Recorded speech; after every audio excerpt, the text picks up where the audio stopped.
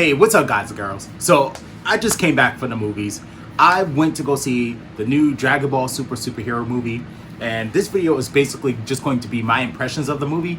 It's not going to be a review per se. I may be going over, no, I definitely will go over some spoilers within the movie. So if you haven't seen the movie, maybe you want to click off on this video and wait until you watch it for yourself, if you plan to watch it. And then you could come back to this video and you can like kind of geek out with the rest of us on this video down in the comment sections below. So anyway, without further ado, I just came back from the movie. I went to like a 12 o'clock showing. Hardly anyone was there, maybe about 8 people, myself included, the most. Fantastic audience. Everyone was nice and respectful to each other.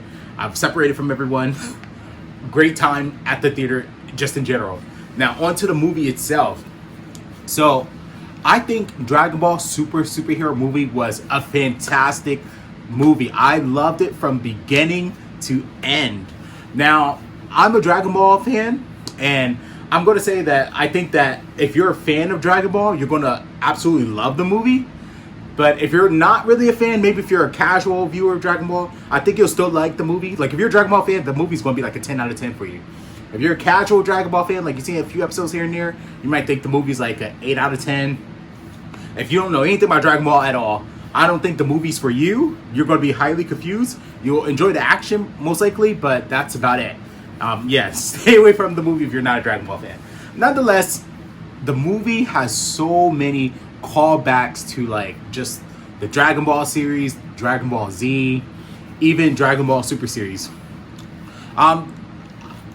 Just a general synopsis of the movie is basically about, in a nutshell, just Piccolo trying to get Gohan to go back to his aggressive self or his warrior self, and he does that by having Gohan believe that Pan is being kidnapped by the Red Ribbon Army, who's trying to be re-resurrected so that they can take down Bulma's corporation, because they perceive Bulma's corporation as like working with evil aliens from outside of space and just all kinds of crazy nonsense going on. That was a very simple explanation of the movie plot. And of course there's other little subplots in it. There's some plot holes, like for example, Pan can't fly in the movie for whatever reason. Now, this movie is, I think it's canon, because they make some references to the Tournament of Power. They mention Frieza, of course. They mention Jiren. They mention all the gods of destruction. They literally show a picture of like all the gods of destruction, and just like so many pictures of Jiren. And they even mention, freaking Broly's in the movie. Broly and Chilai, the main characters left over from Dragon Ball Super Broly, are in the movie.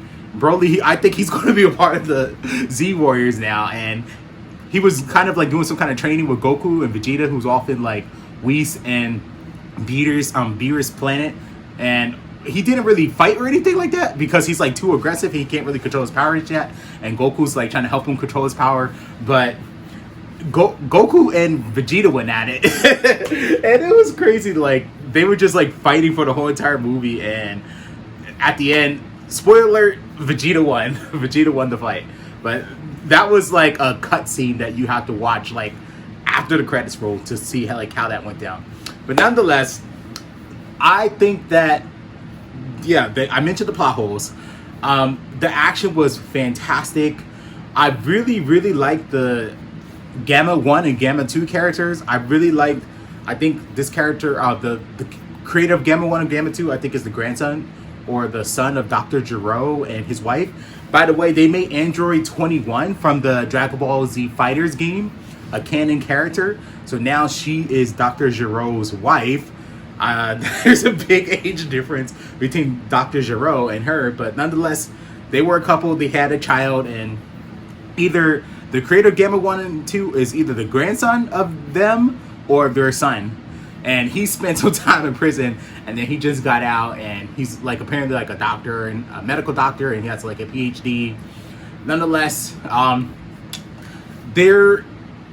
this movie was hilarious. There was so much funny stuff that happened in this movie. I can't go over every funny incident that happened, but my favorite incident that happened in the movie was that like Piccolo wanted to collect the Dragon Balls so that he can wish for like himself to become stronger or to have his potential unlocked.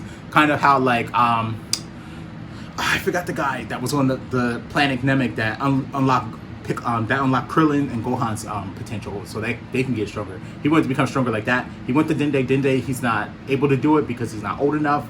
So he wanted to collect the Dragon Ball so he can get stronger. And of course he made that wish. And then Shenron was like, oh, okay, any more wishes? And then he's like, nah, I'm good. And then Bulma's like, oh, well, since there's 2 more wishes, maybe I could use them. And then she's like, okay, I want to basically make my cheeks bigger, make them plump like a college girl. And then she's like, I want you to get rid of my wrinkles. Shenron was like, I got you, boo. Like, all right, here's a bigger booty for you. Here's some, those wrinkles are gone, or I guess you wanted like eyelash extensions or something like that. Here you go, bada boom, bada bam. And the Pickle's like, oh, damn it. Like, we could have wished for Goku and Vegeta to be here. And then Bulma's like, oh, you should have told me. Oh, I forgot.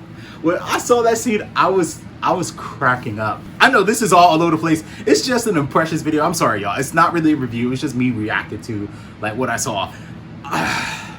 So I'm sure you've seen some pictures online of Cell. He doesn't really talk. He doesn't have a voice. Neither does Yajirobe. He's in the movie too for like a scene or two, and he doesn't talk except for like a few grunts like I kind of wish they gave him a voice actor. I kind of wish they gave Cell a voice actor, but nonetheless they didn't. So Cell ends up being like the final villain that they end up fighting. He's like super powerful and gigantic. I'm not sure if you saw like any pictures online, but Piccolo has a new form and Gohan has a new form. Their new forms are fantastic. I'm not sure what their names are per se, but Piccolo basically looks orange. Gohan has white hair, and he's now able to do the special beam cannon.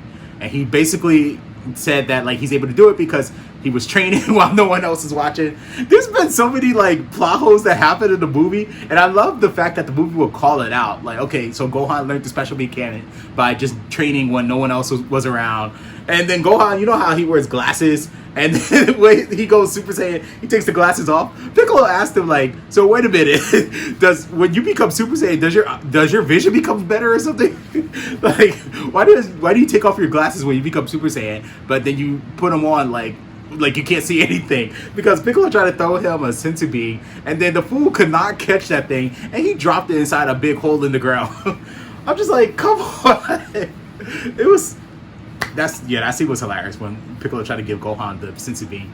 Piccolo had like mad jokes in the movie, like going back to the Bulma thing. I'm not sure why it just came to my mind now. So when Bulma wished for her cheeks to become bigger, Piccolo was like, "You could have just did some squats to get that. Like, why did you wish for cosmetic surgery? Why'd you waste a wish on a cosmetic surgery?" I was cracking up in the movie theater when he said that. That was hilarious.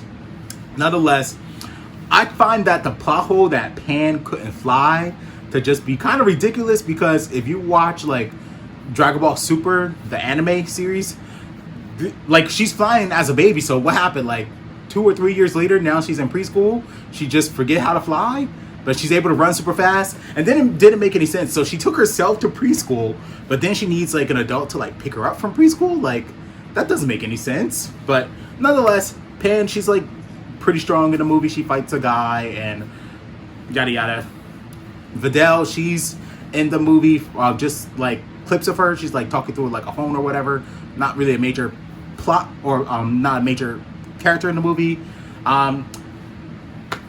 Let's see, Gotenks and Trunks, they're in the movie. They do become Gotenks. Just the fat version. They didn't give us that skinny, nice tone version of Gotenks like I wanted. But nonetheless, he's in the movie. They're in the movie. They're pretty cool. They don't go Super Saiyan or anything like that. Which they're older too. I want to see them become Super Saiyan when they're older. But nonetheless, they look more close to like their GT selves too. At that, of course, Bulma's in the movie. Android 18's in the movie. No 17. No Yamcha. No Tien. No Chaozu. Of course, like Goku and Vegeta, they're off on another planet with Whis and Beerus and Chilai. But nonetheless, Dragon Ball SuperHero was a fantastic movie. I actually love the movie so much that I would like to go see it again. I'll see if I will go to see it. Maybe I could watch it in dub. I'm sorry, I watched it in dub. Maybe I could watch it in sub to see like if it's better or not. Nonetheless, I highly recommend, if you guys are a Dragon Ball fan, that you go see this movie. Go see it while it's in theaters. Support this movie. It was fantastic. compared to like all the other DBZ movies. It's right up there on par for me with I think Broly's better, but it's right up there with, it's much better. It's better than Resurrection F, and it's better than Battle of Gods. But I think Broly's better just because like the cool factor of Broly's just it's freaking Broly. But Dragon Ball Superhero was still an amazing movie. They made Gohan my favorite character as a child like cool again, and they made Piccolo, who I'm kind of on the fence about, they made him cool even though he kind of got beat up a lot like he typically did. He became fodder, but nonetheless, go see the movie, y'all. And that's all I have to say for this one. If you guys like what you saw, if you like this video, make sure you leave a like, comment, subscribe. Stay tuned for some more videos. Share this video all around the world with your family and friends. God, I can't talk. I'm just so excited about this movie. Nonetheless, thanks for watching, and I am out.